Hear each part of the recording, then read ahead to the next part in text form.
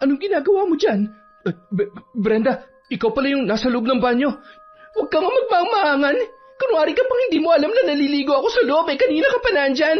Ano? Nagkakamali ka. May inaayos lang ako dito. Sa tingin mo anong iisipin ko habang nandyan ka't halos mabali ang legs sa kasisilip sa butas na yan, ha? Napakabastos mo naman, Miguel. Hindi mo man lang ako iginalang bilang kapatid ng asawa mo. Hoy, magdaan-daan ka nga sa pananalita mo. Wala akong kinalaman sa butas na yan. Tinatapalan ko nga eh. Malay ko ba naliligo ka pala? Sinungaling ka, talagang hayop ka. Manyak, sisiguruhin ko makakarating kay ate ang ginagawa mo sa akin. At sa tingin mo paniniwalaan ka niya? Huwag kang ang tanga, Brenda. Mahal na mahal ako ng ate mo at magkakaanak na kami kaya sigurado ako na akong kakampihan niya. Paano kung sabihin ko na matagal ko nang napapansin na may ginagawa kang kagaguhan dito sa bahay, ha? Akala mo ba talaga hindi kita pagdududahan? Matagal ko nang napapansin na lagi kang nasa labas ng banyo tuwing naliligo ako. Kaya hindi na ako magtataka na matagal mo na akong binobosohan. Manyakis kang hayop ka! Taon 2012. Biliran. Tulad ng iba, biktima rin ng broken family ang magkapatid na Brenda at Elma. Pareho ng may kani-kanyang pamilya ang kanilang mga magulang. Ni minsan ay hindi man lamang sila kinukumusta ng mga yon. Sa loob ng mahigit 10 taon ay silang magkapatid lamang ang naging magkasangga. Mas matanda ng 10 taon kay Brenda ang kanyang ate Elma. Bata pa lamang ay malapit na sila sa isa't isa, kaya kahit nang makapag-asawa na si Elma ay hindi pa rin sila mapaghiwalay. Dahil marunong manahi si Brenda, yon ang ginawa niyang hanap buhay, gamit ang puhunan na pinahiram sa kanya ng kanyang kapatid. Gusto niyang makatulong sa mga gastusin kahit nasuportado naman ng asawa si Elma. Sa pagkakaalam niya, matagal pa bago umuwi ng Pilipinas si Miguel kaya silang dalawa lamang ang magkasama sa bahay. Ngunit kapag nakabalik na ang lalaki, pinaplano na rin niyang bumukod para sa pribadong pamumuhay ng mag-asawa. Sa edad na 29, hindi pa nagkakaroon ng nobyo si Brenda. Hindi siya nagpapaligaw at hindi rin siya nagpapakita ng interes sa kahit na sinong lalaki.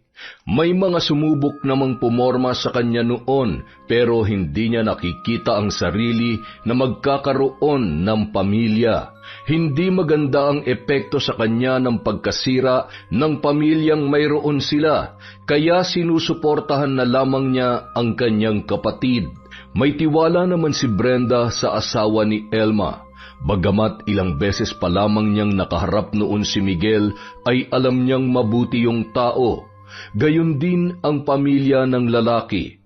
Wala naman daw problema para sa lalaki kung makikitira siya roon, pero buo na ang kanyang plano na kapag wala ng balak bumalik sa Kuwait si Miguel, ay bubukod na siya para sa kanyang sarili.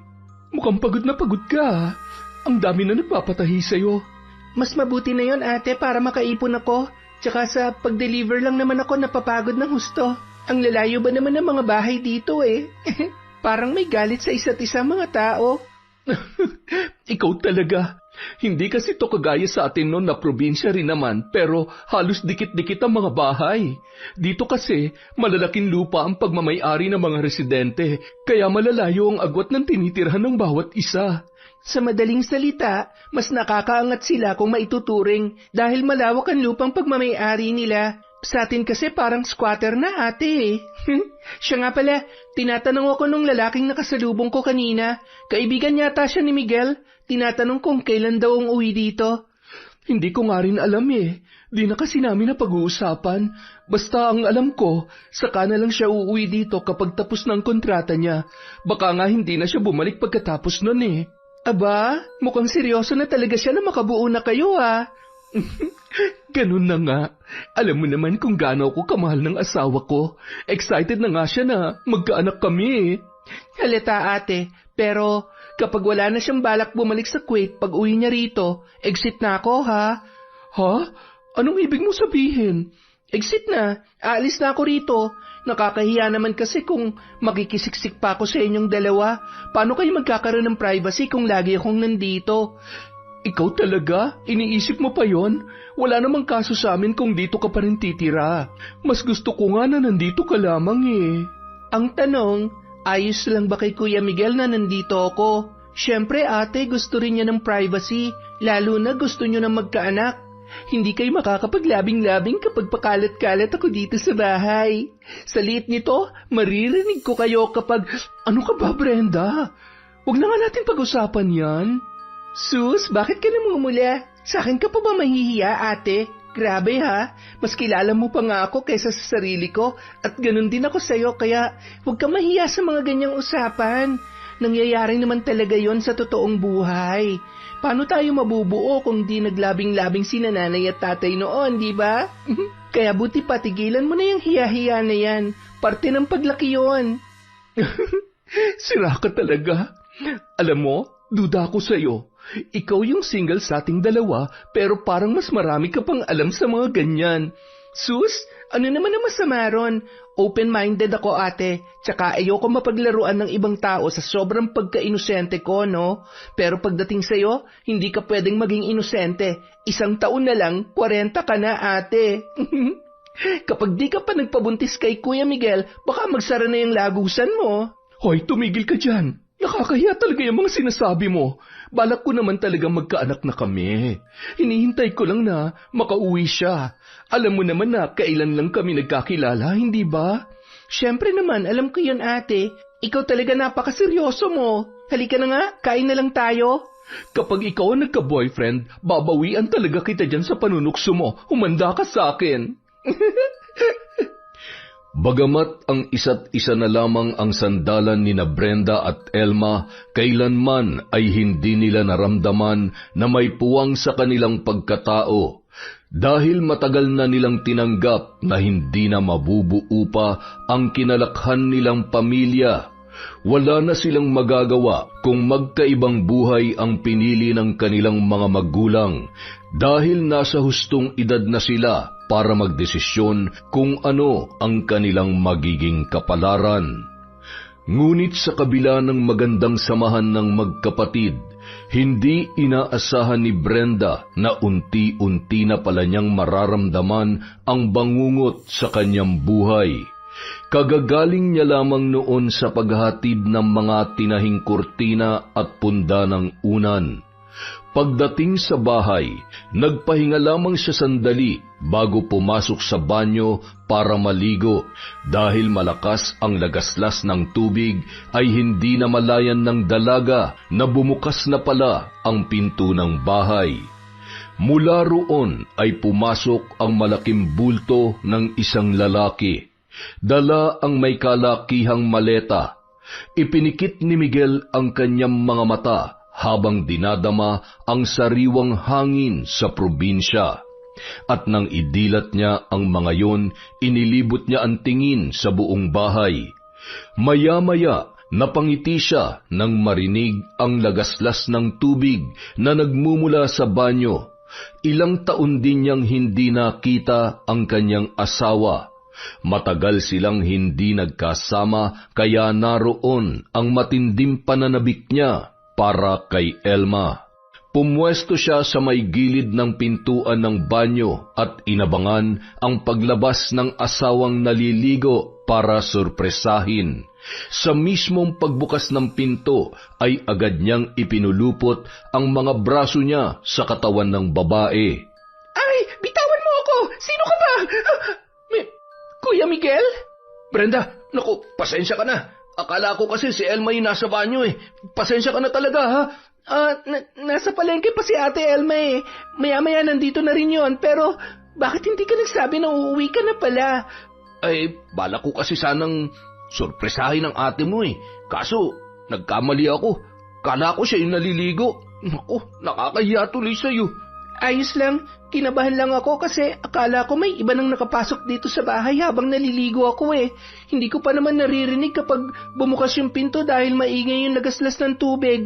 Ay, hayaan mo, hindi na mauulit to. Kumusta nga pala kayo rito ng ate mo? Ayos naman kami, kuya. Ikaw, tapos na bang kontrata mo kaya napaagang uwi mo?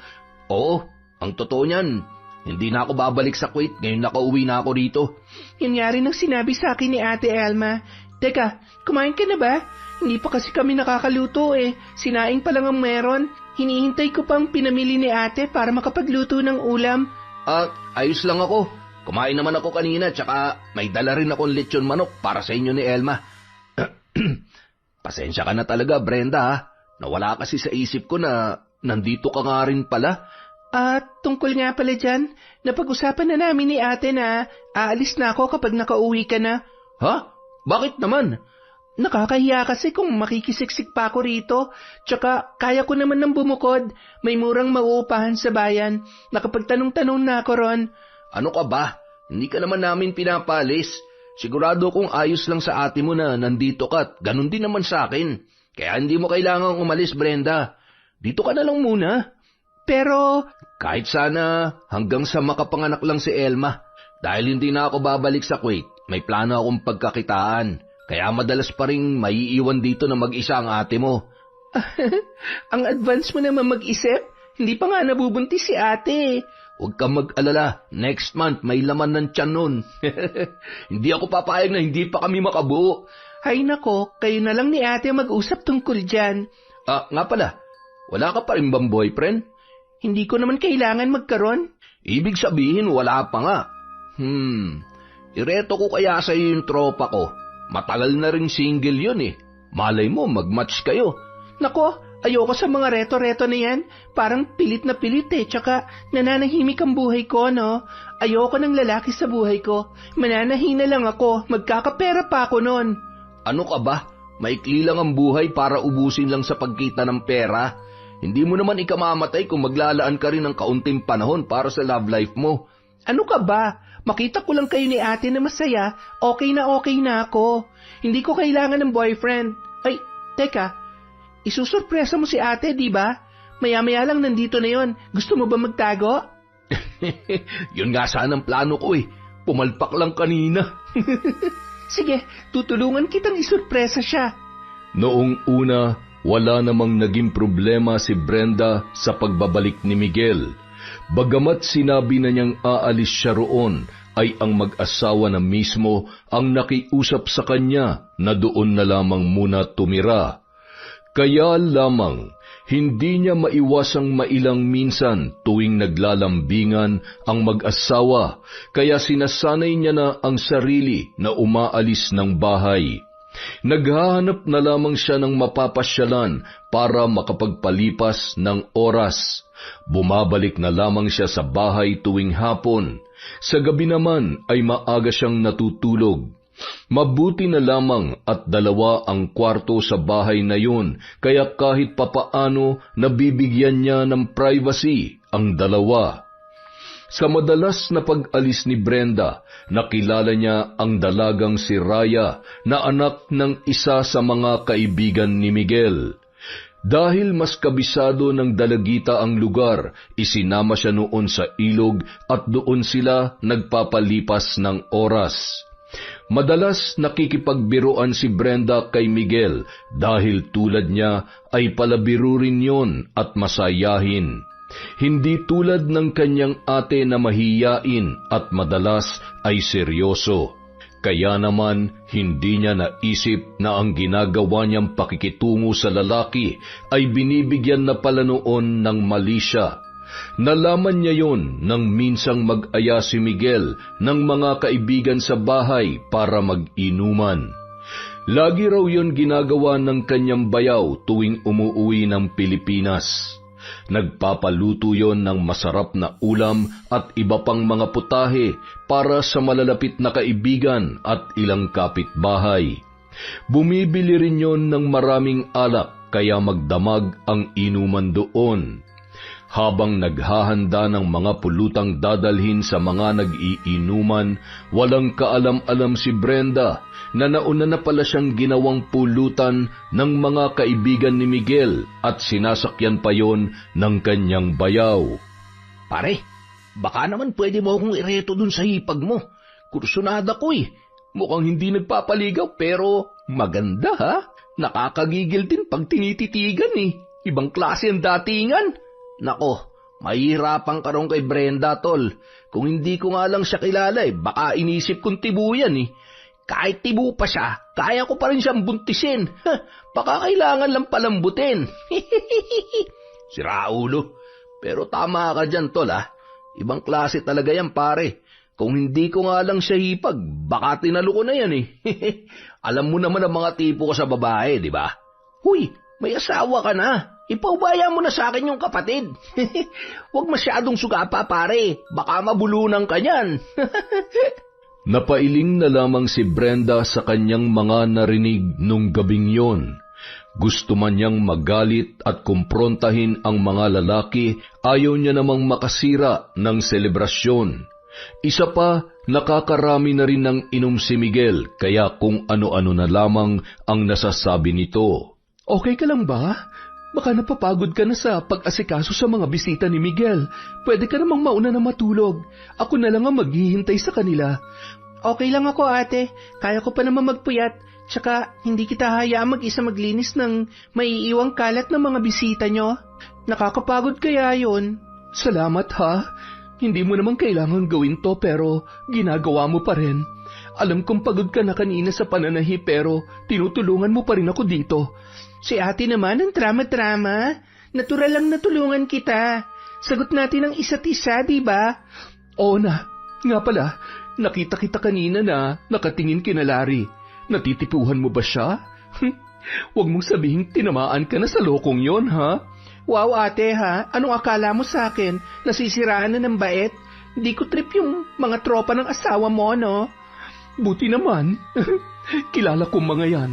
Hindi sila yung tipo ng lalaki na magseseryoso sa relasyon. Kaya wag mo na lang silang pansinin. Si Kuya Miguel, ate. Baka mahawa siya sa mga kaibigan niya. Matagal na sila magkakaibigan kaya hindi ko siya pwedeng bawalan na makisama kina Larry. Tsaka iba siya sa mga yan, kaya may tiwala ako sa asawa ko. Sa kabila ng sinabi ni Elma, ay hindi pa rin napigilan ni Brenda na mapaisip tungkol kay Miguel. Mukha namang matino at mabuting asawa ang lalaki, ngunit ang hindi niya maunawaan noon ay kung bakit may iba pa siyang pakiramdam sa kanyang bayaw. Mula nang marinig ni Brenda na pinag-uusapan siya ng mga kaibigan ni Miguel, hindi na nawala ang pagdududa niya sa kanyang bayaw. Ngunit dahil ayaw niyang pagmulan ng hindi pagkakaunawaan ng mag-asawa, ay hindi niya na lamang sinabi sa kanyang ate ang tungkol doon. Sinarili na lamang niya ang mga narinig, kahit na nabastos siya sa mga sinabi ni Larry nung gabing yon, na kinunsinti naman ng kanyang bayaw na si Miguel. Sa paglipas ng mga araw, ang nararamdaman ni Brenda na pagkailang kay Miguel ay mas lalo pang lumala nung madalas silang naiiwan sa bahay ng sila lamang dalawa. Kapag may lakad kasi si Elma ay naiiwan siya dahil may mga tahiin na kailangang tapusin. Habang abala sa ginagawa, pakiramdam niya ay may nagmamasid sa bawat kilos niya. At sa tuwing mag-aangat siya ng tingin, nahuhuli niya si Miguel na nakatayo sa may pinto ng kwarto ng mag-asawa na tila sinasadyang siya ay panoorin. Tuwing nahuhuli niya ang lalaki ay kaagad na umiiwas yon ng tingin at magkukunwari na lalabas ng bahay. Mas lalo pang lumala ang kakaibang pakiramdam ni Brenda tuwing naliligo siya sa banyo. Pakiwari niya ay may nanonood sa kanya habang siya ay naliligo at nagbibihis sa loob noon. Mawawala lamang ang pakiramdam na yon kapag nakalabas na siya ng banyo. Kaya naman nang minsan silang magkita ng kaibigan at dati niyang kaklase nung high school na si Mia, ay nabanggit niya ang tungkol doon. Ano? Binubasuhan ka? Hindi ako sigurado pero yun ang nararamdaman ko tuwing naliligo ako at nagbibihis sa banyo, Mia. Seryoso ka ba? Di ba wala ka namang ibang kasama dun sa bahay kundi ang bayaw mo? Nakakaloka yung iniisip mo, ha? Kasi bakit ka naman bobosohan ng asawa ng ate mo? ikaw na nga nagsabi sa akin noon na parang kapatid na rin ang turing sa'yo ni Miguel. Kaya nga hindi ako sigurado eh. Pero nitong mga nakaraang araw kasi, palala na ng palala yung pagkailang ko sa kanya. Nako ha, kung ganyan na ang pakiramdam mo sa lalaking yon, mag-iingat ka, Beshi. Base sa mga kwento mo, hindi rin maganda ang kutob ko sa bayaw mo, pero, teka, kumusta naman ang trato niya sa ate Elma mo? Ayos naman ba? Hindi ba siya sinasaktan? Hindi naman ganun si Kuya Miguel. Hindi ko pa nga sila nakikita nag-away eh. Mahaba naman ang pasensya nilang dalawa kaya kapag nagka-problema, pinag-uusapan nila kaagad. Mukhang pag-good-shot lang yung bayaw mo para di mo pagdudahan. Basta mag-iingat ka sa kanya. Mag-lock ka ng pinto ng kwarto tuwing gabi, ha? Yun na nga ang problema ko kasi yung kwarto lang nilang may lock sa pinto. Yung tinutulugan ko, kortina lang ang pangsara. Ay, hirap naman yan, Besh. Delikado ka talaga niyan. Babawan mo na lang siguro ang tulog mo. Huwag tulog mantika. Baka isang gabi, magising ka na lang na minamanya ka na ng lalaking yon. Huwag naman sanang umabot sa ganon, Besh. Nire-respeto ko siya dahil mahal na mahal siya ng ate ko. Kaya nga kahit iba ng pakiramdam ko, hindi pa rin ako nagsasabi kay Ate Elma dahil alam kong masasaktan siya. Sakaling may gawing kalokohan si Bayaw. Kung totoo man ang sasabihin mo at may pruweba ka, mas mabuti nang malaman niya kaagad, Besh. Huwag mo nang hintay na mahuli pa ang lahat. Babae ka at dalaga pa, kaya dapat mong ingatan ang sarili mo. Hindi mo nga isinuko ang bataan sa kahit na sinong lalaki tapos mamanyaking ka lang ng bayaw mong yon? Aba, deserve niyang mataga. Taga agad? Oo, no? Para di natularan ng iba. Joke lang. Basta kung kakailanganin mong tulong ko, sabihan mo lang ako, Besha. Kahit ako mismo sumugod sa bayaw mo, gagawin ko para sa'yo. Edi ikaw nang matapang. Pero salamat, Besha. Sa'yo ko lang talaga to nasabi dahil natatakot akong mahusgahan na mapagsasabihan ko pa. Huwag ka mag-alala. Kilala na kita noon pa, kaya alam kong hindi ka basta mag-iimbento lang ng kwento. Bahagyang nakahinga si Brenda matapos niyang masabi sa kaibigan ang nararanasan niya sa bahay. Ngunit ng mga sumunod na araw, mas lalong lumakas ang hinala niya dahil tuwing lalabas siya ng banyo ay palaging naroon si Miguel na parang naghihintay sa kanya. Doon na siya kinabahan. Mukhang may hindi magandang ginagawa ang kanyang bayaw. Samantala, bagamat palaging umaalis ng bahay ay hindi nakaligtas kay Elma ang pag-iwas ng kanyang kapatid sa asawang si Miguel. Kadalasan nauuna nang kumain si Brenda at maagang pumapasok sa silid. Nagdadahilan na lamang yon ng kung ano-ano, ngunit hinahayaan na lamang niya dahil mukhang hindi pa noon gustong magsalita. Kaya nang sabihin ng dalaga na masama ang pakiramdam ay hindi na siya nagtanong pa. Nang gabing yun, mag-isa siyang naghain ng pagkain sa mesa para sabayang maghapunan si Miguel. Tinawag niya ang asawa. Kaagad naman yung lumabas ng silid, ngunit maya-maya lamang ay napakunot noo habang nakatingin sa madalas na inuupuan ni Brenda. Teka, nasan si Brenda? Hindi ba siya sasabay sa atin? Nauna na siyang kumain kanina, mahal. Masama yata ang pakiramdam. Ganun ba? Akala ko kasi umiiwas siya sa akin eh. Halos 1 linggo na natin siyang hindi nakakasabay sa pagkain. Bakit ka naman niya iiwasan? May pinagtalunan ba kayo o hindi na pagkasunduan? Ha? Siyempre, wala. Alam mo naman na kapatid ng turing ko dyan sa utol mo. At kung magkakaroon man kami ng hindi mapagkakaunawaan, pag-uusapan namin agad yon para hindi na lumala pa. Mabuti naman kung ganon, mahal. Pero nag-aalala talaga ako sa kanya eh. Hindi naman siya ganyan dati. Ayaw niya rin namang sabihin kung anong nararamdaman niya. Baka kung ano na yun. Samahan mo kaya magpa-check up. Tatanungin ko siya bukas. Pero kung maayos naman ang pakiramdam niya, kakausapin ko na lang dahil baka may pinagdaraanan siya. Ang inaalala ko kasi, nabanggit niya na noon na gusto niya nang bumukod, pero nakiusap tayo sa kanya. Hindi kaya yun ang dahilan kaya parang nagtatampo siya sa atin? Ang mas mabuti pa, ako na lang munang kakausap sa kanya. Baka hindi niya lang kayang sabihin sa'yo dahil ate ka niya. Mahal na mahal ka ng kapatid mo, kaya siguradong mahihiya yun magsabi sa'yo. O sige, ikaw na lang muna bahalang kumausap sa kanya. Pero kung ano man ang sasabihin niya, pwede bang ipaalam mo sa akin kaagad? Oo naman, kukumbinsihin ko pa siya na makipag-usap sa'yo. Maging si Miguel ay napapansin na rin ang ginagawang pag-iwas ni Brenda. May ideya na siya kung bakit yon ginagawa ng dalaga, ngunit ayaw niya ring tumigil sa kanyang ginagawa. Kaya naman ng hapong yon ay inaya niyang uminom ang kaibigang si Larry. Ngunit sa pagkakataong yon, dumayo siya sa bahay ng kaibigan para hindi marinig ni Brenda ang kanilang pag-uusapan. Himalat naisip mong dito tayo uminom sa bahay ko. Akala ko pagyayabang mo na naman yung bago niyong sofa, kaya ka nag-aya eh. Sira ulo. Dumayo talaga ako rito dahil baka marinig ni Brenda ang pag-uusapan natin. Ha? Bakit? Tungkol saan bang pag-uusapan natin, tol? Sus, nagmamaang-maangan ka pa. Siyempre, yung paborito nating dalawa na tayo lang ang nakakaalam. Yung lihim nating pagnanasa dun sa hipag mo? Oo. Kumusta? May nangyari na ba sa inyo? Gago. Siyempre, wala pa.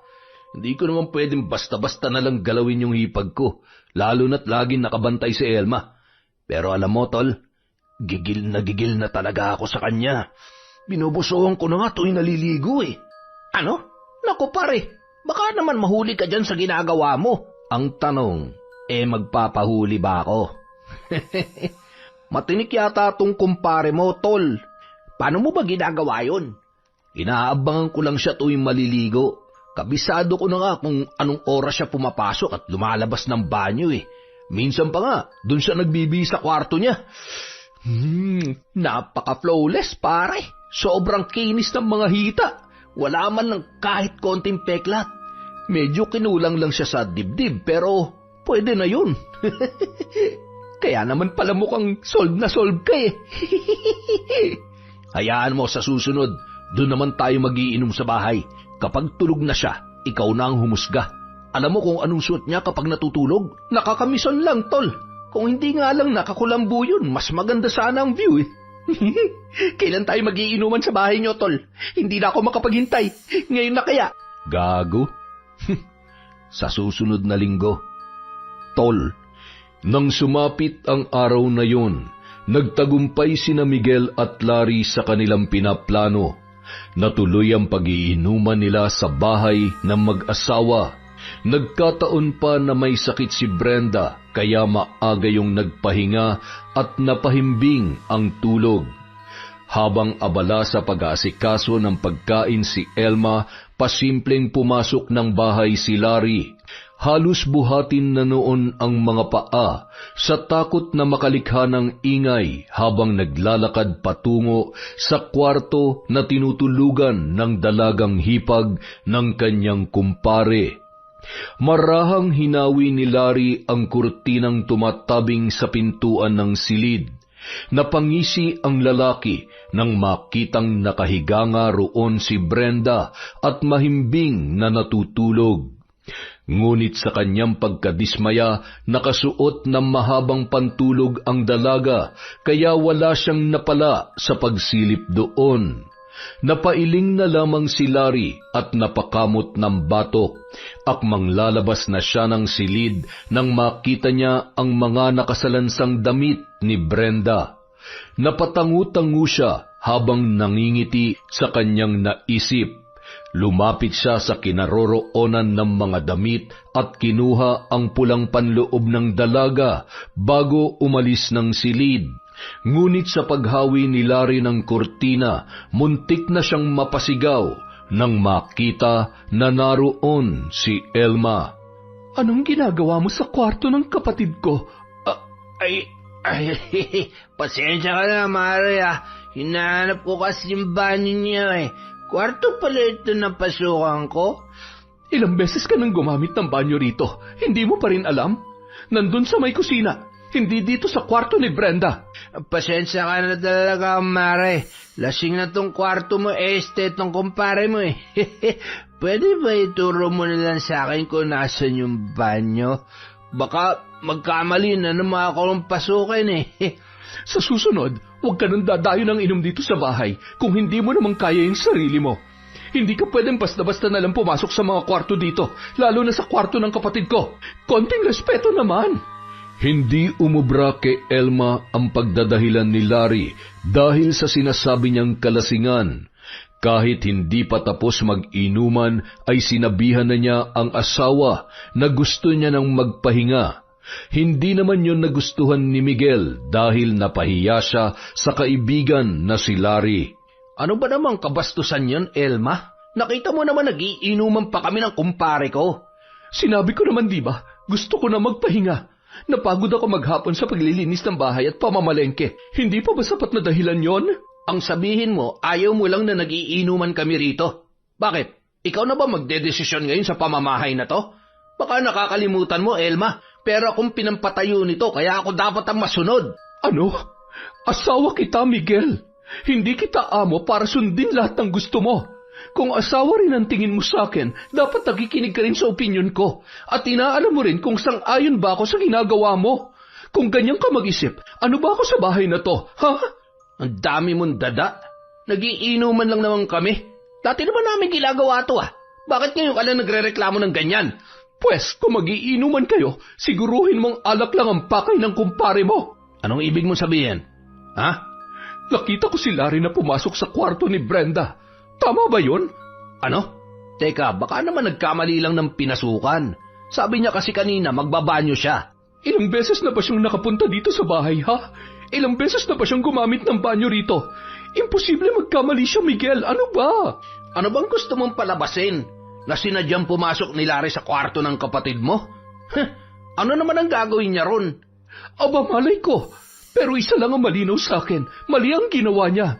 Kahit nga ikaw na may-ari ng bahay na to, hindi ka pwedeng pumasok sa kwarto ni Brenda. Lalo na kung natutulog siya ron at walang kamalay-malay. Siguro naman ngayon naiintindihan mo na ang pinupunto ko. Matapos ang pagtatalong yon, ilang araw na hindi nag-usap ang mag-asawa. Hindi rin nagkikibuan ang mga yon, kaya nakahalata na rin si Brenda na wala pa ring alam sa nangyayari. Ate, ayos lang ba kayo ni Kuya? Parang di kayo nagkikibuan ha. Kaninang umaga, di rin kayo sabay kumain. Nag-away ba kayo? Nagtalo kami nung nag-inom sila ni Larry dito. Bakit naman? Nanggulo ba si Larry? Hindi naman. May hindi lang ako nagustuhan. Ay, basta ikaw, lagi ka mag-iingat sa mga taong nakakasalamuha mo, ha? Huwag ka masyado magtitiwala kahit gaano mo pa sila kakilala. Bakit bigla ka naging ganyan, ate? May nagbabantaan na ba sa buhay ko na hindi ko alam? Siyempre wala. Pero porke ba wala nagbabanta, hindi ka na mag-iingat. Sus, ako pa ba ate? Lagi naman ako nag-iingat eh. Kahit nga germs, magdadalawang isip pang lumapit sa akin.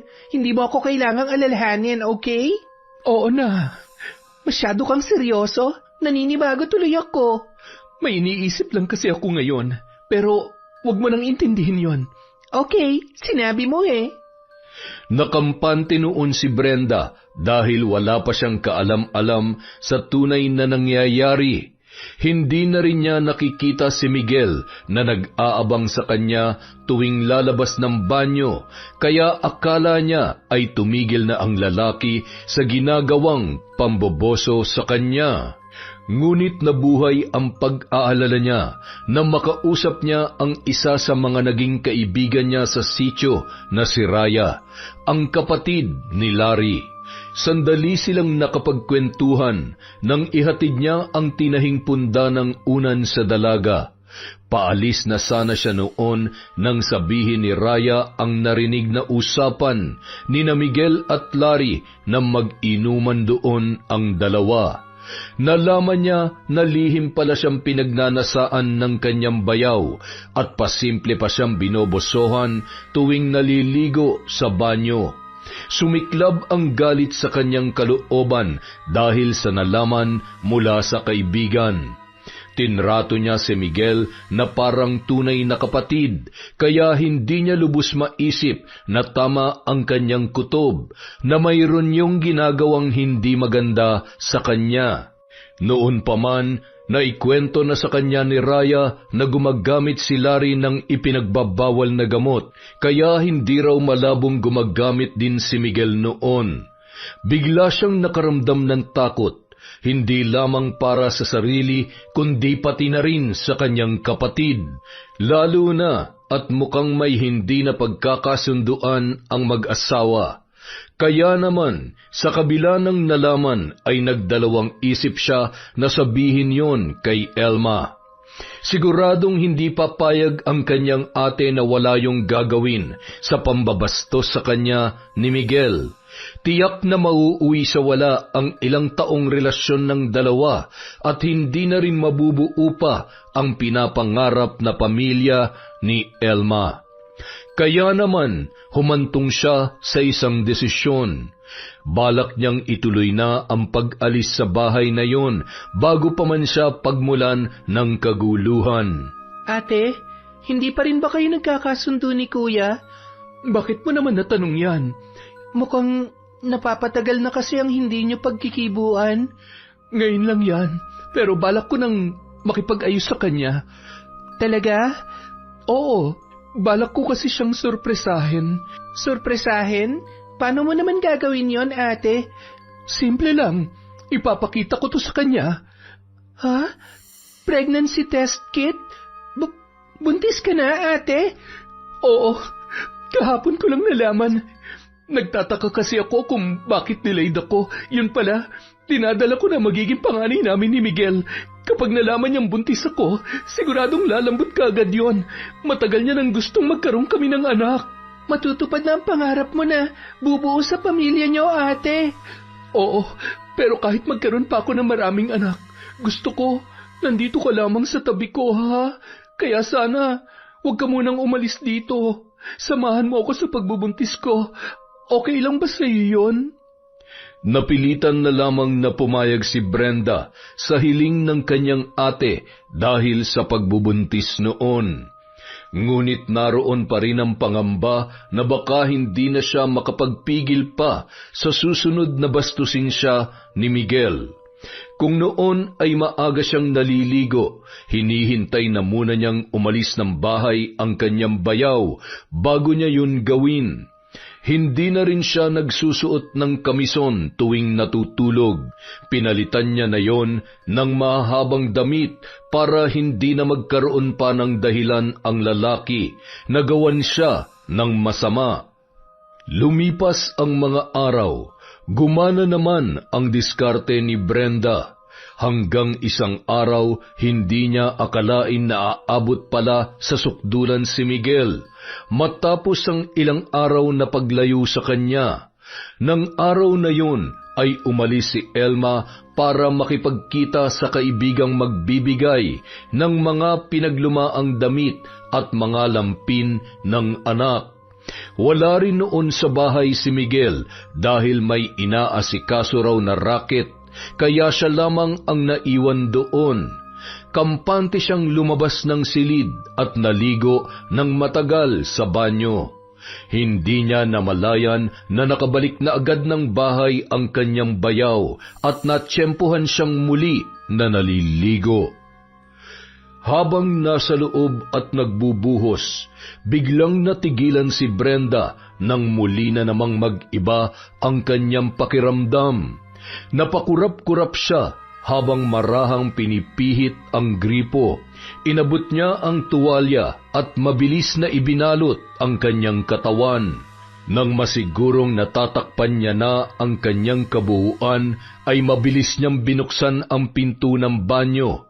At mula roon ay kitang-kita niya si Miguel na halos mabali na ang leeg sa kasisilip sa maliit na butas sa plywood na dingding ng kanilang banyo. Nakaluhod pa noon sa sahig ang lalaki dahil naroon ang maliit na butas. Sa tabi ng lalaki ay ang natuyong bubble gum na kanyang ipinantatapal sa butas para walang makahalata sa ginagawang kademonyuhan. Anong ginagawa mo dyan? Brenda, ikaw pala yung nasa loob ng banyo? Huwag ka nga magmaang-maangan. Kunwari ka pang hindi mo alam na naliligo ako sa loob, kanina ka pa nandyan. Ano? Nagkakamali ka. May inaasikaso lang ako, no? Ano sa tingin mong iisipin ko habang nandyan ka at halos mabali ang leg mo sa kasisilip sa butas na yan, ha? Napakabastos mo naman, Miguel. Hindi mo man lang ako iginalang bilang kapatid ng asawa mo. Hoy, magdaan-daan ka nga sa pananalita mo. Wala akong kinalaman sa butas na yan, ha? Tinatapalan ko nga eh. Malay ko ba naliligo ka pala? Sinungaling ka talagang hayop ka. Manyak, sisiguruhin ko makakarating kaya yung ginagawa mo sa akin. At sa tingin mo, paniniwalaan ka niya? Huwag kang tanga, Brenda. Mahal na mahal ako ng ate mo at magkakaanak na kami. Kaya siguradong ako ang paniniwalaan niya. Paano kung sabihin ko na matagal ko nang napapansin na may ginagawa kang kagaguhan dito sa bahay, ha? Akala mo ba talaga hindi kita pinagdududahan? Matagal ko nang napapansin na lagi kang nasa labas ng banyo tuwing naliligo ako. Kaya hindi na ako magtataka na matagal mo na akong binobosohan. Manyakis kang hayop ka. Isa pa, akala mo ba hindi ko alam na pinagnanasahan niyo ako ng kaibigan mong si Larry? Ano? Hoy, magdaan-daan ka dyan sa pambibintang mo, ha? Pwede kitang ireklamo. Paninirang puri na yan. Hindi yan paninira. May nakarinig sa inyo na manyakis mong kaibigan habang nag-uusap kayo sa inuman. At talagang pinagplanuhan pa akong pasukin ng hayop na yon sa kwarto ko para lamang mamboso. Wala kang pruweba sa mga sinasabi mo, kaya manahimik kang babae ka. Hindi na napigilan ni Brenda ang galit kay Miguel, kaya nasampal niya ang lalaki. Hindi siya tumigil hanggat hindi niya nailalabas lahat ng galit sa ginawang kabastusan. Sinalag naman yon ng kanyang bayaw.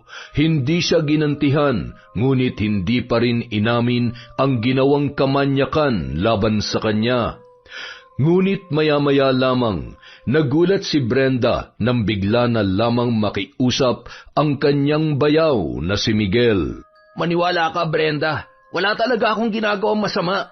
Nakikiusap ako sa iyo. Huwag mo nang banggitin sa ate mo ang nangyari. Alam mo naman buntis siya, hindi ba? Panganay namin ang dinadala niya. Ayokong may masamang mangyari sa mag-ina ko kapag pinagtalunan namin ng tungkol dito. Hindi naman ito mangyayari kung naging matino ka lang sana. Pero wala eh. Choice mo na maging manyak. Wala namang nag-utos sa'yo na mambosa sa akin pero ginawa mo pa rin. Ibig sabihin lang nun, ginusto mo yon, Miguel. Kaya wag mo nang palabasin na parang kasalanan ko pa kapag may nangyari sa magiging anak niyo ni ate. Kailangan niya malaman ng kamanyakan mo. May asawa ka ng tao pero hindi mo pa rin kaya magpakatino. Parang awa mo na, Brenda. Patawarin mo na ako. Nagmamakaawa na ako sa'yo. Huwag mo lang sabihin sa ate mo ang nangyari. Ang kapal naman ang mukha mo na hilingin sa akin yan. Hindi ko palalampasin ang ginawa mo. Wala na akong pakialam kahit hiwalayan ka ng ate ko. Hindi siya dapat mapunta sa isang manyakis na gaya mo.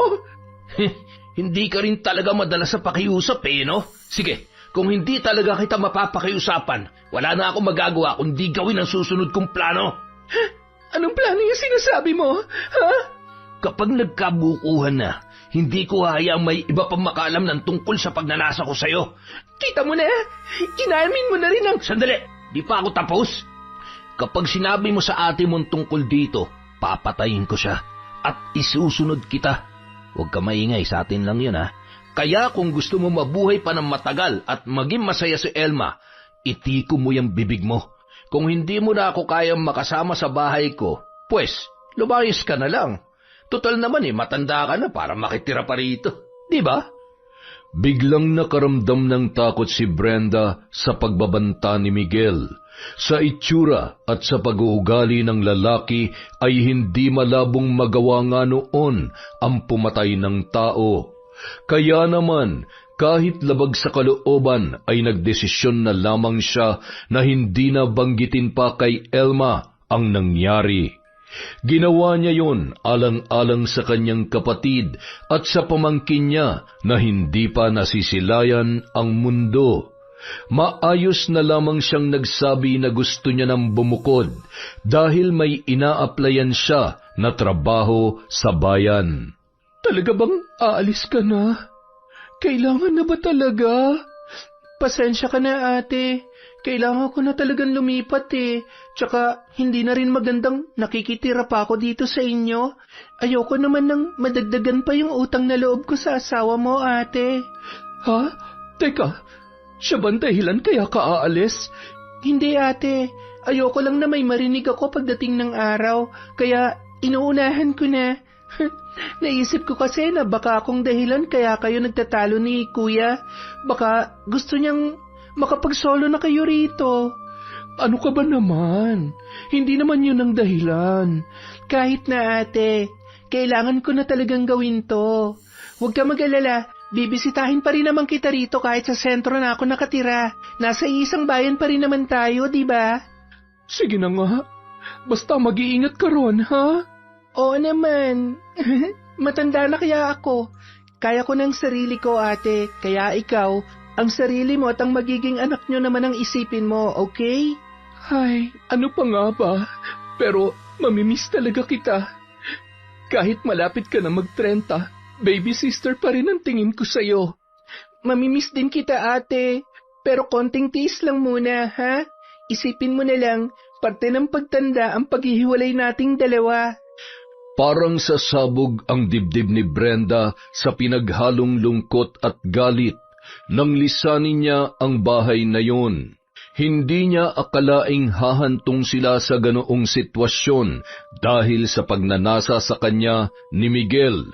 Sa tanang buhay niya, hindi pa siya nabastos ng ganoon. Ngunit yun din ang unang pagkakataon na may nagbanta sa buhay nilang magkapatid, kaya ganun na lang ang takot na kanyang naramdaman. Pansamantala muna siyang nakituloy sa bahay ng kaibigan niyang si Mia na isa ring single mom. Walang ibang kasama sa bahay ang babae kaya kaagad siyang tinanggap nang sinubukan niyang makituloy doon. Uy Mia, maraming salamat sa pagpapatuloy mo sa akin dito ha. May pera naman akong pangrenta pero di rin naman madaling makahanap ng malilipatan eh. Sus, kahit nga dito ka na tumira eh. Makakatipid ka pa. Wala naman akong ibang kasama rito tsaka hindi ako nagpapapunta ng mga lalaki sa bahay kaya safe na safe ka. Pero nakakahiya naman. Hay nako, mahiya ka kung magiging pabigat at palamunin ka lang dito. Sa pagkakakilala ko naman sa'yo, masipag ka at magaling makisama kaya ayos lang sa akin. Pwede ka magambag sa kuryente at tubig. Sa pagkain, ikaw nang bahala sa sarili mong budget. Kung gusto mong magluto ng sarili mong pagkain, walang problema sa akin.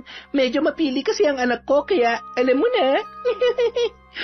Naiintindihan ko naman yon.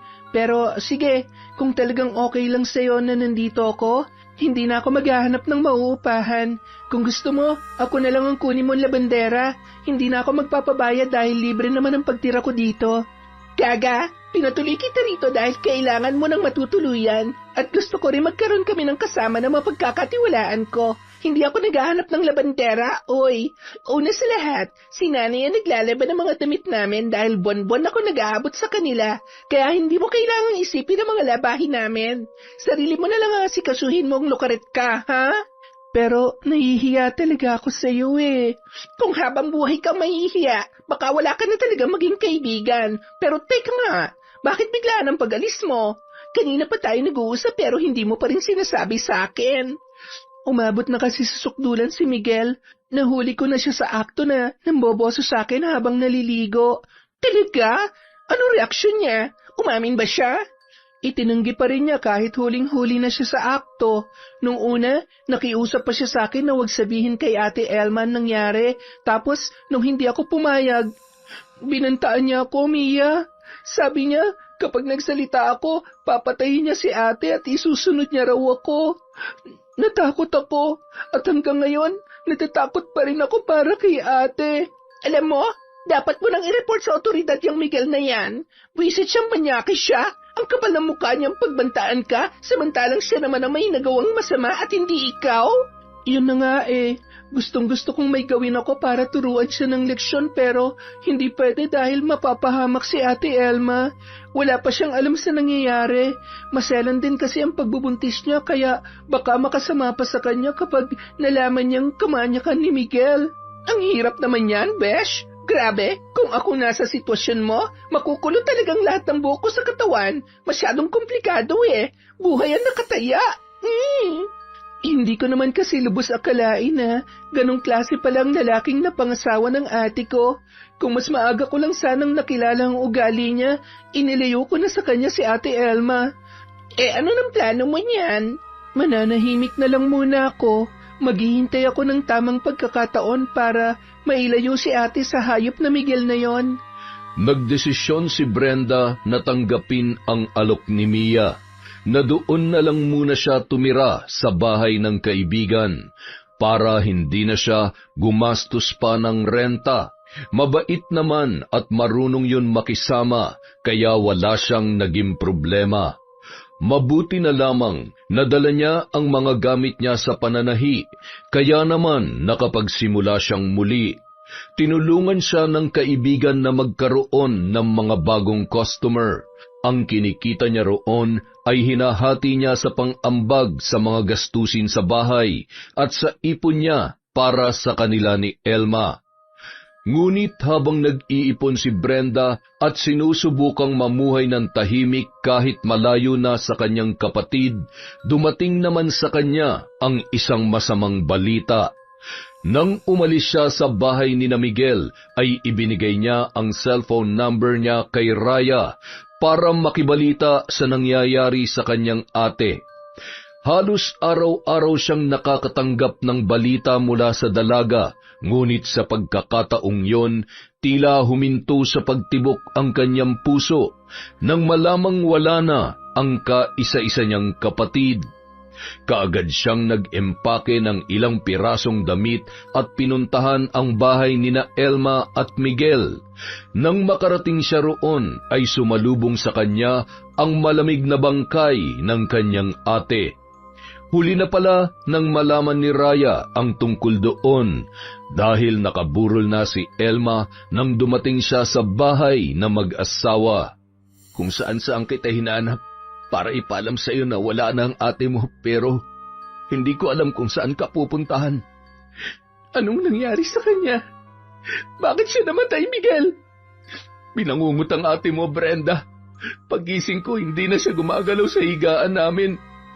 Akala ko nga masama lang ang pakiramdam niya, pero nung damhin ko ang pulso niya, doon ko lang nalaman na wala na siya.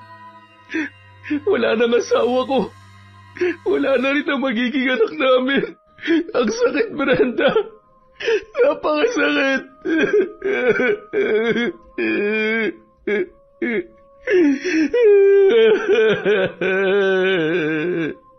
Ngunit sa kabila ng malakas na pag-iyak ni Miguel, hindi siya nakaramdam ni katiting na awa para sa lalaki.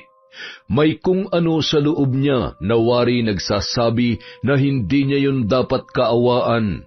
Gusto niyang maniwala na binangungot lamang si Elma, ngunit iba ang isinisigaw ng kanyang isip.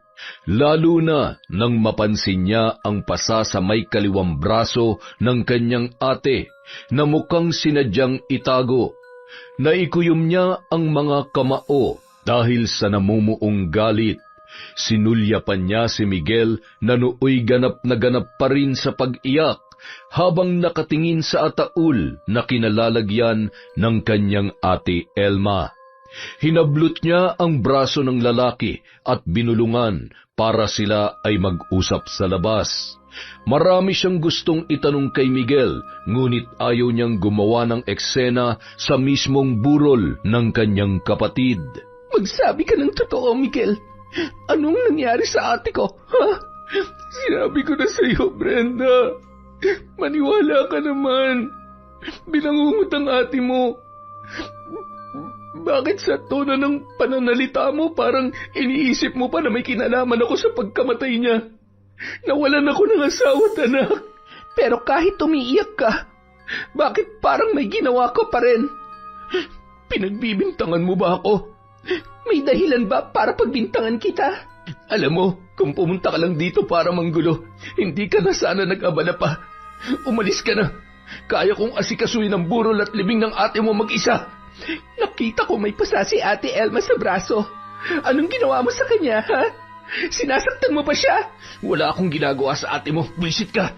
Huwag mo akong akusahan ng mga bagay na hindi ko namang ginawa. Hindi pa kita inaakusahan, Miguel. Nagtatanong pa lang ako. Pero sa pagsagot mo sa akin, parang pinapahalata mo na rin na guilty ka sa pagkamatay niya. Mag-iingat ka sa mga sinasabi mo. Baka may kalagyan ka. Sa pagkakataong yun, Hindi na nagpadala pa si Brenda sa pagbabanta ng kanyang bayaw. Batid niya na may itinatago ang lalaki, kaya nanatili siya sa bahay na yon para malaman kung ano ang tunay na dahilan ng pagkamatay ng kanyang kapatid. Tumulong siya sa pag-aasikaso sa mga nakikipaglamay. Ipinaalam niya rin sa mga magulang nila ang nangyari kay Elma, ngunit gaya ng inaasahan, wala naman ni isa sa mga yon ang dumating para makiramay o magluksaman lamang. Pakiramdam ni Brenda, mag-isa na lamang siya ng mga panahong yun. Hindi niya alam kung sino ang kakapitan, gayong may isa pa siyang malaking problema na kailangang mabigyan ng kasagutan. Lihim niyang minamatyagan si Miguel habang nananatili pa rin siya roon. Palagi niyang sinusundan ang lalaki tuwing may kinakausap yon, sa pag-asang may makukuha siyang impormasyon tungkol sa pagkamatay ni Elma. Sa ikatlong gabi ng burol, mangilan-ngilan na lamang ang pumupunta para makipaglamay at maaga na ring nag-uuwian. Kaya naman, nung gabing yon, tanging sina Brenda at Miguel na lamang ang naiwan sa bahay, kasama ang bangkay ni Elma. Kasalukuyang naghuhugas ng mga tasang pinagkapihan ng mga nakipaglamay si Brenda nang maramdaman niyang may nakatayo sa kanyang likuran. Kaagad siyang napalingon. Lumakas ang kabog ng kanyang dibdib nang malingunan doon si Miguel na blanko ang ekspresyon at walang kaimik-imik habang nakatingin sa kanya. May kailangan ka ba? Oh, ikaw. Napatili si Brenda nang bigla na lamang siyang sinunggaban ng lalaki at tinakpan ng panyong may kakaibang amoy ang kanyang ilong. Nagsisigaw ang dalaga, ngunit halos hindi na yon marinig dahil sa panyong nakatakip sa kanyang bibig. Nagpumiglas siya para makawala mula sa pagkakahawak ni Miguel, pero maya-maya lamang ay nakaramdam na siya ng panghihina, hanggang sa unti-unti nang nandilim ang kanyang paningin. Nang magkamalay si Brenda, sumalubong sa pandinig niya ang tawanan ng dalawang lalaki na nakatayo sa paanan ng kama. Dahan-dahan niyang iminulat ang kanyang mga mata para tingnan kung sino yon. Ganoon na lamang ang takot na kanyang naramdaman nang makita sina Miguel at Larry na parehong walang pang-itaas at nakasuot na lamang ng panloob sa ibabang bahagi ng katawan habang naninigarilyo sa loob ng kwarto ni na Miguel at Elma. Nang ilibot niya ang kanyang paningin, sa kanya lamang napagtanto na nakagapos ang magkabila niyang kamay sa itaas ng katring kanyang kinaroroonan. Wala na siyang kahit isang saplot sa katawan at may busal din ang kanyang bibig, kaya hindi niya magagawang sumigaw para humingi ng tulong. Kaagad niyang ipinikit ang mga mata nang dumako ang tingin sa kanya ni Larry, sa takot na may gawin sa kanya ang lalaki kapag nalaman na nagkaroon na siya ng malay. Hindi niya alam kung anong nangyayari at kung bakit siya nakagapos sa kama. Ang huling naaalala lamang niya ay nung tinakpan ni Miguel ng panyo ang kanyang ilong bago siya nawalan ng malay. Ngunit nung mga oras na yon, isa lamang ang malinaw sa kanya. Walang magandang gagawin sa kanya ang dalawang lalaki na noon pa ay may lihim na pagnanasa sa kanya. Tirahin mo na yan, pre. Mas magandang laban kung pareho tayong may amats mamaya habang ine-enjoy natin ang katawan ni Miss Beautiful. Nakakagigil, pre. Sariwang-sariwa. Pero, teka, paano ka nakakasigurong wala pa nakakagalaw dyan kay Brenda? Wala pa siya nagiging boyfriend. Tsaka, may pagka-conservative ang isang yan, kaya sigurado ako, birhin pa yan, tol. Kaya nga sabik na ako eh. Hindi pa ako nakakatikim ng virgin. Tsaka pala, hanggang kailan mamburol ni Elma? Hanggang bukas na lang, tol. Kaya nga ngayon na natin gagawin ng plano dahil siguradong aalis na si Brenda kapag nailibing na ang kapatid niya. Ano ba kasi nangyari sa asawa mo? Binangungot nga, tol. Hindi nga. Bahala ka kung ayaw mo maniwala. Sa pagkakakilala ko sa'yo, hindi talaga ako maniniwala, tol. Huwag kang matakot. Magkasangga naman tayo noon pa, kaya kahit ano pang gawin mo, walang ibang makakaalam kundi tayong dalawa lang. Gusto mo ba talaga malaman, tol? Oo. Bakit nga ba siya namatay? Nung lumalaki na yung tiyan niya, hindi niya ako pinagbibigyan na may mangyari sa amin. Hinahayaan ko na nga nung una, pero nitong nakaraang linggo lang, bigla niyang binuksan ang usapan tungkol sa ginawa mong pagpasok sa kwarto ni Brenda. Noong nagiinuman tayo, tol, ilang beses na namin pinagtalunan yun eh. Pinagsabihan ko na siya pero hindi nakinig sa akin eh. Kaya yun, nakatikim ng bugbog. Kaya lang, nitong huli, hindi niya nakinaya. Nung hindi niya ako pinagbigyan habang init na init ako, tinakpan ko ng unan yung mukha niya hanggang sa hindi na siya makahinga. Pinalabas ko na lang na binangungot siya, kaya ayun, absuelto ako, tol. Ibang klase ka talaga, pare. Ang galing mo. Pero, pasensya ka na. Nakadagdag pa ako sa problema mo, ha? Di mo kailangang alalahanin yon, tol. Di ba't ako nga mismo nagsabi sa'yo na pasukin mo yung kwarto ni Brenda? Malas mo nga lang na wala ka na pala. Pero ngayong gabi, tol, siguradong hindi na ako uuwing bigo. Nang gabing yun, walang kalaban-labang hinalay ni na Miguel at Larry na nooy parehong nasa impluwensya ng alak at ipinagbabawal na gamot ang nakagapos na si Brenda. Tanging pag-iyak na lamang ang nagawa ng dalaga habang pinagpipiestahan ng mga walang hiya ang kanyang inosenteng katawan. Akala ni Brenda papatayin siya ni na Miguel at Larry matapos siyang pagsamantalahan. Ngunit laking gulat niya nang kalagan siya ni Miguel at pinagbihis pa habang nagsusuka sa labas ang kaibigang kasabwat sa ginawang panghahalay sa kanya. Magbihis ka at umalis ka na rito. Kapag nakabalik si Larry, siguradong hindi ka bubuhayin ng isang yon. Pero tandaan mo, wag na wag kang magsusumbong kahit kanino dahil kahit bangkay na ang ate mo, hindi ko pa rin siya patatahimikin. Hindi mo na makikita ang katawan niya. Napakasama mo talagang demonyo ka. Di naman. Kita mo naman pinapalaya kita kaya may natitira pa rin kabutihan sa akin. At ano, utang na loob ko pa to sa'yo? Hayop ka, Miguel. Napakababoy niyo ng kaibigan mo. Shh! Oo na. Baboy na kung baboy. Demonyo na kung demonyo. Pero pwede ba tsaka ka nalang mag-emote? Unahin mo ng paglalakad palabas ng bahay kung gusto mo pa mabuhay. Huwag kang mag-alala. Tuloy ang libing ng ate mo. Kung gusto mong makipaglibing, wala namang problema. Pero siguruhin mo lang na hindi ka magpapakita, ha? Nang mga sandaling yon, mas gugustuhin na lamang ni Brenda na kasamang ilibing ng kanyang kapatid. Pakiramdam niya wala na siyang dahilan para mabuhay pa dahil sa ginawang panghahalay sa kanya ni na Miguel at Larry. Ngunit nang maalala niya ang ginawang pagpatay ni Miguel sa kanyang ate ay sinikap niyang makalayo roon. Kailangan niyang mabigyan ng hustisya ang kaisa-isang kapatid dahil hindi yun magkakaroon ng kapayapaan hanggat hindi nagbabayad ang salarin sa nangyari. Bagamat hirap na hirap, pinilit niyang tumakbo papalayo sa bahay ni Miguel. Anumang oras ay maaari siyang masundan ni Larry.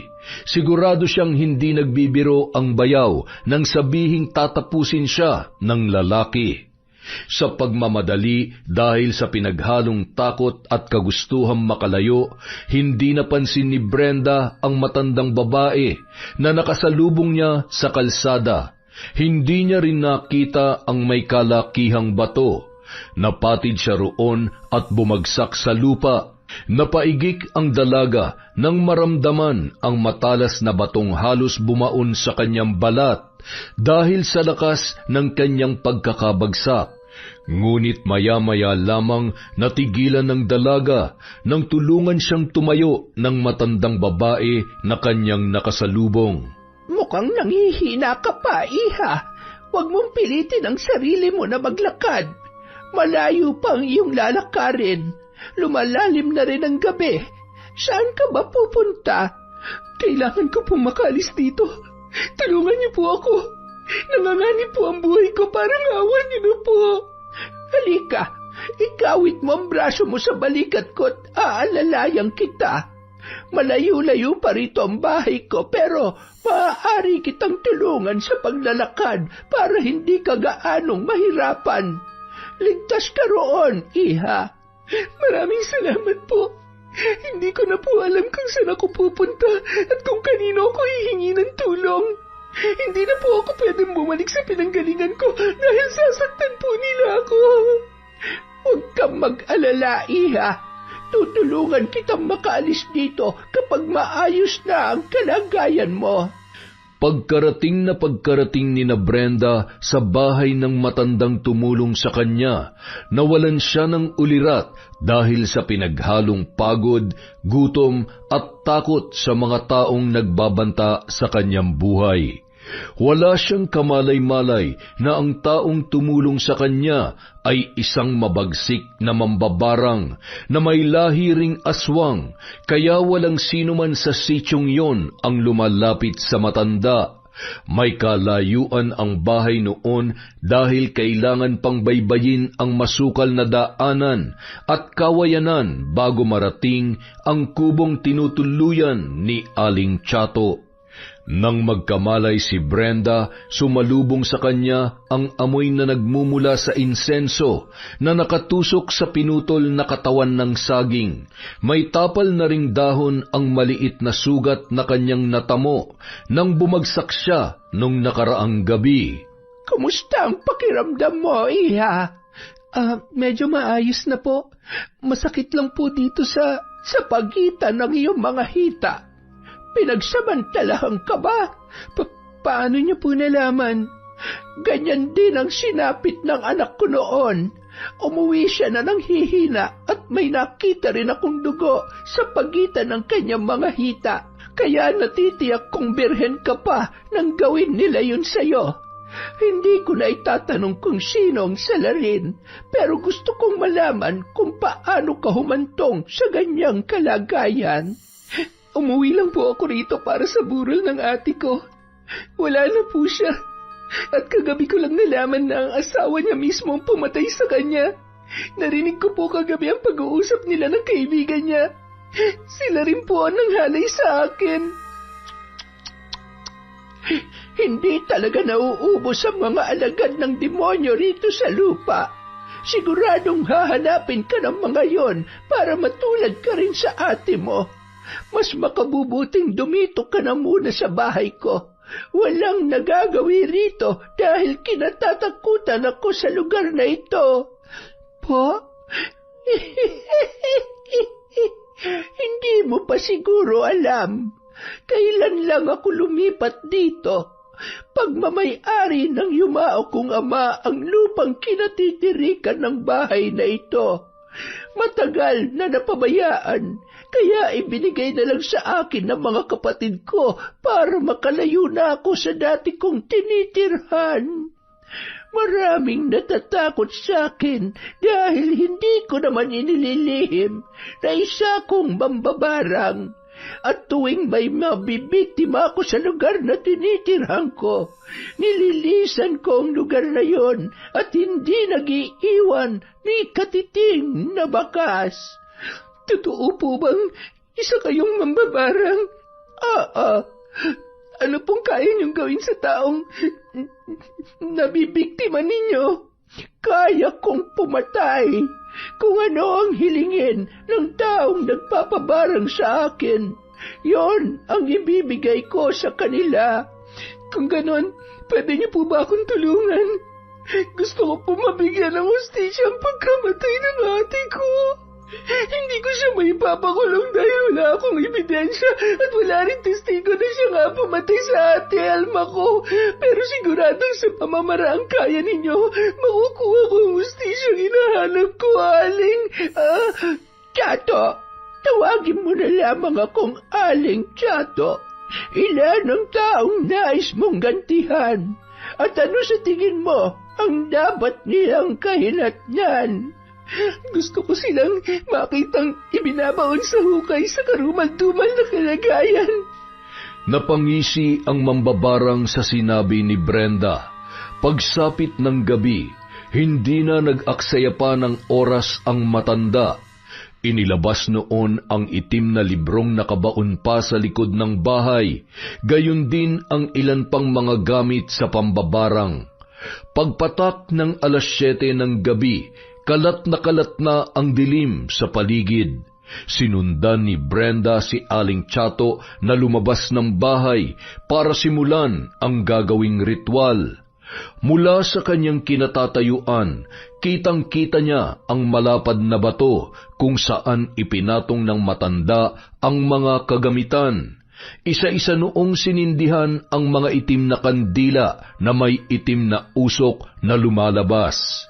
Nagsitayuan ang balahibo ng dalaga nang makita ang unti-unting pagkabuo ng nakakakilabot na imahe sa usok na nagmumula sa mga kandila. Hindi niya mawari kung kawangis ba yon ng tao o ng mabangis na hayop.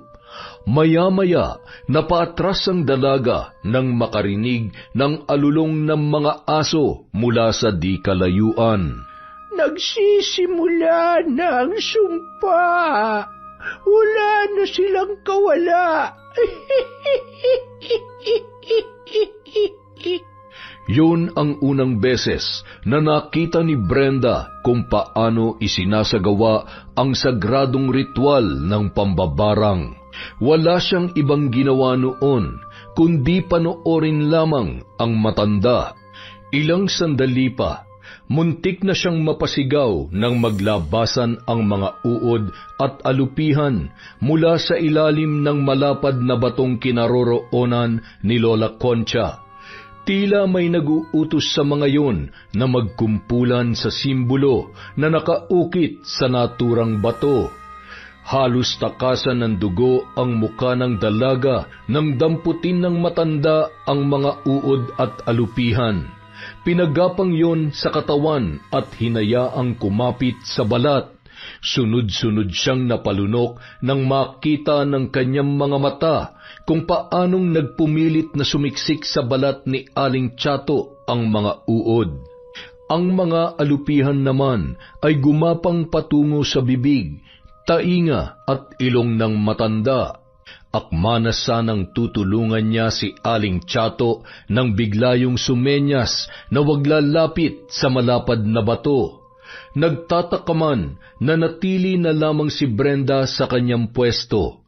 Makalipas ang ilan pang minuto, muling nanlaki ang kanyang mga mata nang lumabas ang mga uod at alupihang pumasok sa katawan ni Aling Chato at parang bulang nawala sa kanyang paningin. Teka, saan po nagpunta ang mga yon? Bakit biglang nawala? Napangisi naman si Aling Chato. Ngayong gabi ay tutungo na sila sa bago nilang pugad upang magparami. Namangha si Brenda nang wala man lang siyang nakita ni katiting nakagat ng alupihan sa balat ni Aling Chato. Walang kahit anong bakas na may gumapang doon. Ayon sa matanda, ang katawan mismo noon ang ginagamit para pahirapan ang mga nagiging biktima. Sa paraang yon ay mas madaling malalaman ng mambabarang kung gaano katindi ang pagpapahirap at kung dapat pa yung dagdagan. Pero Aling Chato, gusto ko po sana na ako ang mag-asikaso ng paghahatid kay Ate Elma sa huli niyang hantungan. Makakabalik po ba ako sa bahay nila nang hindi masasaktan ni na Miguel at Larry? Wala na silang magagawa para saktan ka pa, iha. Sa mga oras na ito ay wala na sila sa bahay na yon dahil sa takot na may makakita sa kahindik-hindik nilang itsura. Kinabukasan, laking pagtataka ng mga nakikipaglibing nang hindi pa rin lumalabas ng bahay si Miguel. Dumating na rin doon ang mga tauhan mula sa punerarya para isakay ang ataul sa karong gagamitin sa pagdadala ng bangkay sa huli nitong hantungan. Nagkakagulo na ang mga tao sa labas nang dumating si Brenda. Nagdahilan na lamang siya na bumalik muna sa inuuwian niya sa bayan para kumuha ng ilang gamit. Inusisa siya ng kanilang mga kakilala kung nasaan si Miguel. Ngunit nagpanggap na lamang siya na hindi niya alam na umalis pala ang kanyang bayaw. Itinuloy na lamang niya ang pagpapalibing sa kapatid ng araw na yon nang hindi inaalala pa ang kanyang bayaw. Isa sa mga nakikipaglibing ay si Mia. Bakas ang pag-aalala sa mukha ng kanyang kaibigan nang muli silang magkita matapos niyang i-text ang pangahalay sa kanya ni na Miguel at Larry. Sigurado ka bang hindi na sila susulpot dito? Baka mamaya bigla na lamang silang sumugod para patayin ka. May tiwala ako kay Aling Chato. Sigurado kong ginawa niya ang lahat para mabigyan ng hustisya ang pagpatay ni Miguel sa ate ko at sa pangahalay nila sa akin. Saka ko na lang sila haharapin pagkatapos ng libing. Matapos ihatid sa huling hantungan si Elma, muling bumalik sa sitio si Brenda para ayusin ang mga naiwang gamit ng kanyang kapatid. Inayos niya ang mga damit at inilagay sa mga kahong binili niya. Ilang sandali pa, napasinghap siya nang makita ang isang plastik na naglalaman ng tig-100 piso. Nang buklatin niya yon ay tumambad sa kanya ang kapirasong papel. Binuksan niya yon at binasa ang nakasulat. Nagngilid ang kanyang mga luha dahil sa mga nakasaad doon. Para sa pinakamamahal kong kapatid.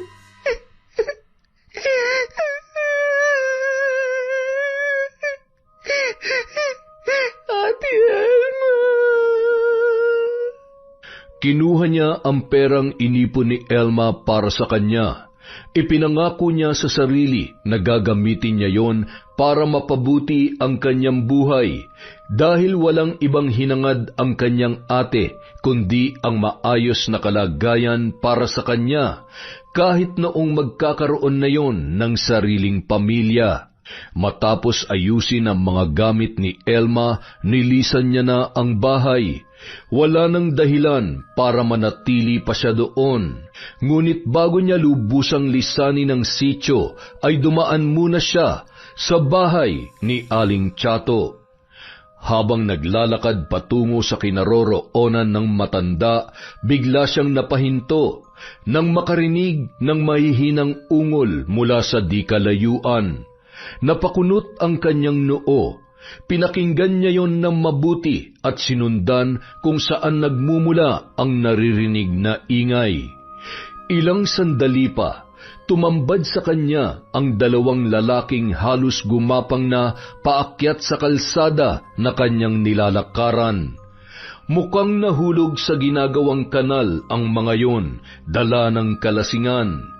Ngunit ang kanyang ipinagtataka, puno ng sugat ang braso ng 2 lalaki. Bigla siyang napaatras nang makita ang mga uod na nagkukumpulan sa bawat sugat. Lumakas ang kabog ng kanyang dibdib nang mapagtanto na hindi lamang mga uod ang tila namumugad sa katawan ng 2 lalaki na kanyang natagpuan, kundi pati mga alupihan.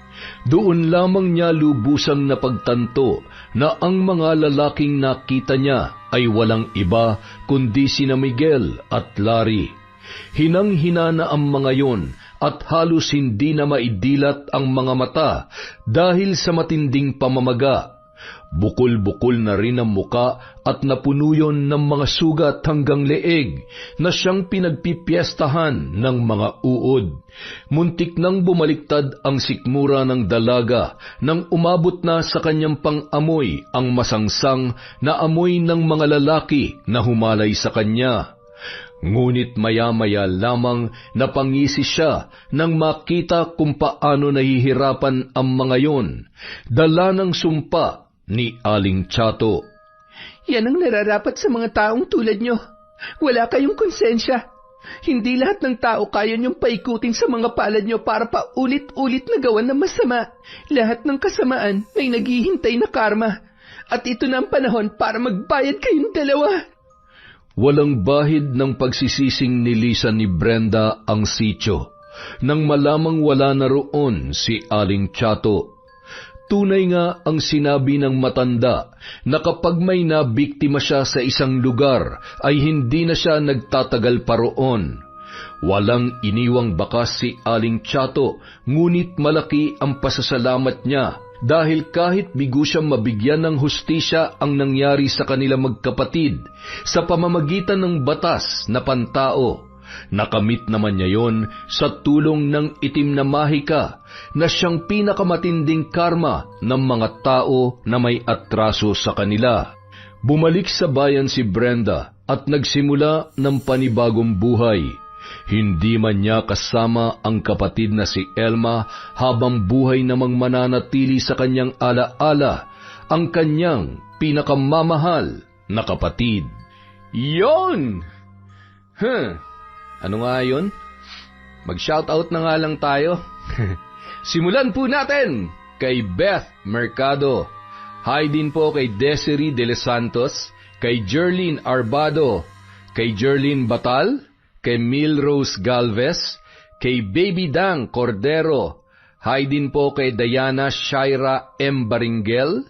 Hi po kay OFW TikToker.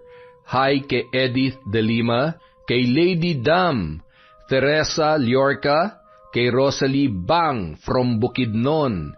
Hi din po kay Selena Libona, kay Joel Marasigan, kay Jelana Amanda, kay Cleo Abalos, Kim Bara.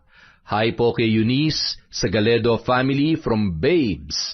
Hi kay Cherry Corralde, kay Leonila Mempin. Shout out kay Abigail Garcia, kay Rosana Kaufman, kay Dizon Nena. Hi kay Susan Manalo, kay Lian Manicane, kay Manisan Mamot Mapadtaya, kay Maria Jeline Canto. Hi kay Sherilyn Villaruel. Hi din po kay Elizabeth Dungka, kay Gay Somodio, kay Virginia Belay. Happy birthday po kay Mark Allen Kulit. Pasensya na po kung na-late si Kaenteng sa pagbate from Len Elizaga. Hi din po kay Alona Kisim. Hi kay Rosemary Laudencia, kay Arlene Torquisa, kay Judith TV17, Purificacion Pasinoble, Carlota Gonzalez, kay Edemy De Goma. Hi kay Hannah, Aubrey, Nico, JD, Xavier, Santi, Carmela, Gab at Kendra from Leia Gawaran. Hi po kay Yasmin, kay Jelyn Shawan, kay June Mateo, kay Cherry Mukbanger ASMR, kay Hilario Patra Jasmine. Shout out po kay Bryson Victoria, kay Kath Blardoni, kay Gina Gia Tinga, kay Maura, kay Christine Victorino. Hi kay Hannah Maylin Sesgundo, kay Rosalie Cawano, sa Ude family ng Bridgepoint, Pampanga from Robilin Ude. Hi din po kay Ella Heda, kay Nur OFW Riyadh. Hi kay Ami Viray, kay Tekia Eugenio from Madel Santia. Hi po kay Irma Umali. Hi din po kay Charlene Gumansing, kay Chander de Guzman, kay Raquel Shibata, kay Tess Sumanting. Hi po kay Ungo Jennifer Kagalitan of Saudi Arabia from Triple 1989. Hi din po kay Babylu Di Maunahan at syempre kay Rachel Yamo. Para po sa mga hindi nabanggit, meron pa po tayong mga susunod na kwento. Maraming salamat po mula sa Kwentong Enteng.